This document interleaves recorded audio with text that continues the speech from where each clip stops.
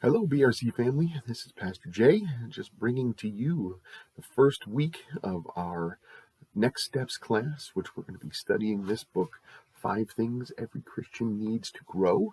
And I just want to say welcome. Welcome to the first week.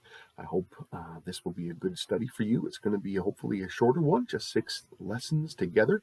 And this first one, we want to just focus on one question is why do we need to grow? What's so important about growth?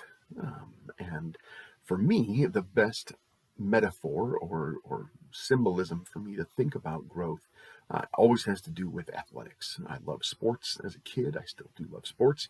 As a kid, you always dream of winning the championship, right? Winning that the big game, or hitting the game-winning shot to win the big game, or whatever it was. And unfortunately, I never won a whole lot in football when I played in high school. I won 5 games in 4 years. That was a little tough. But in basketball, we did have some success. And my junior year in basketball, we set the record all time at Highland High School for the number of wins in a season. And then my senior year was the first time we ever won the Suburban League championship. And that was a great piece of history. In fact, I still have in one of my wonderful nostalgia boxes a piece of the net that we cut down once winning the it was just a tiny little piece of rope. Wouldn't mean much to anybody else, but it means a lot to me when I remember that great night which we won the Suburban League championship for the first time ever in our school's history.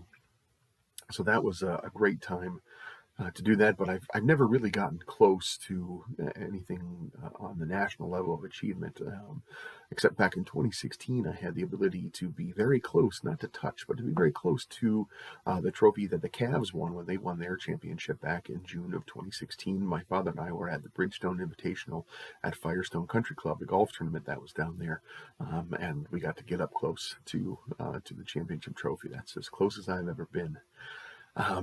But because of my love of athletics, I've actually, part of my ministry when I was at the other 2 churches before coming back home here to BRC, part of my ministry was to coach. And I absolutely love coaching football. I coached 2 years at Revere High School and then 2 years at Berkshire, which is out in Burton where I was at. And I absolutely love coaching. And normally, people who are playing sports always think the goal is to win as many games as possible. And that was never my philosophy, although I love to win. In fact, most people don't necessarily love to win as much as they hate to lose, which is a big motivator. But my focus was always to have the kids be a better football player at the end of the year than they were at the beginning of the year, for them to learn something that would stick with them, because I coached like 7th, 8th, and 9th grade, so I never made it to even Friday Night Lights or level like that. But the goal was always growth in their game, growth in their strength, growth in their skills, that kind of growth. So as a coach, that was always number one on my list, was to make the kids grow in their love of the game and also in their character as well. As a pastor, I kind of like to throw that part in there and make that part of, I wanted them to be better men as well. I always coach boys than they were when they started the season. And so coming into my pastorship here at BRC, I have that same philosophy. And I hope we can see some growth in ourselves. That's my hope, is that after this 6 weeks, and maybe even if we come back to it next year and we think about, what have I grown? How have I grown since the summer of 2021? That's a great question we can ask too. Did we grow during the pandemic? It was about a year ago, more than that we started locking down and closing the church and things like that. And did we have any personal spiritual growth during that time? And if the answer is no, that's okay. That's not the end of the world. That's not a complete failure. We just need to know that, okay, now that we're coming out of this, maybe we can have some growth going forward. So over the next 5 weeks, we're going to talk about the fundamentals of our faith, if you will, the 5 things that every Christian needs to do to grow closer and closer to the image of Jesus Christ, to be more like Jesus Christ each and every day. And sometimes that's hard to see day to day, but hopefully, looking back in a year, you can look back and say, wow, no, this book and this study and this small group was influential, and this sermon series were all influential in me growing to be more and more like Jesus Christ. So I really hope that you are looking forward to this. I hope you have found a great group of people. And tonight, the rest of our goal is not necessarily to talk about the book, not necessarily to talk about scripture per se, but what I want us to do for the rest of this meeting, whatever time your group meets, I just want you to get to know each other. Just talk about who you are. Where are you at right now on your spiritual walk? What are you doing today that you can? Where are some areas in your life that you can grow? Where are some areas in your life that you think you're doing pretty well?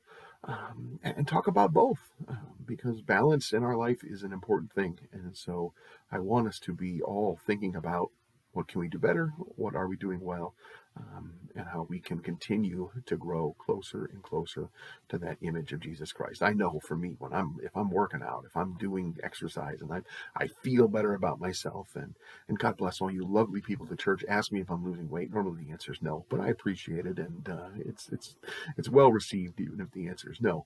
But when I am doing well, when I am working out, I feel that growth, I feel that strength, I feel as if I can do more, and I want to do more, and it gives me those endorphins that go inside that for me. Oh yeah, look, I get that high from that physical activity. Um, Again, my goal for this is to have some of that in our spiritual life, to increase your spiritual endorphins, to grow spiritually closer and closer to God, because He's there. He doesn't move. It's us that moves. And there are times in our lives in which we're very close to Him and times in our lives in which we're not. So for the rest of this study, just 5 more weeks, we're going to continue to look at where God is and how we can grow closer and closer to Him.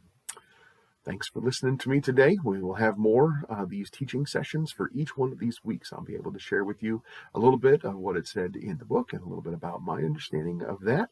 And then really the goal for these small groups is to spend the rest of the time you doing the talking, do some discussing, do some introspection. I love that word. Looking inside yourself and saying, okay, where am I really at right now with this? Where do I need growth? Where am I doing okay? And some of them you're going to be okay. Some of them you're going to need some growth. And I guarantee that if you work on these fundamentals of your faith, you will be closer and closer to the goal that you want, is when hopefully you want this goal as well, as when we do end our race here on earth. Paul always uses the analogy of a race. This life is our race that we're running. When we reach the end of that race, we want to hear God say, well done, good and faithful servant. And if we're achieving and growing in our fundamentals of the faith, I know that God will tell us, each one of us, well done, good and faithful servant. Have a wonderful rest of your session. Talk to you next week. Bye-bye.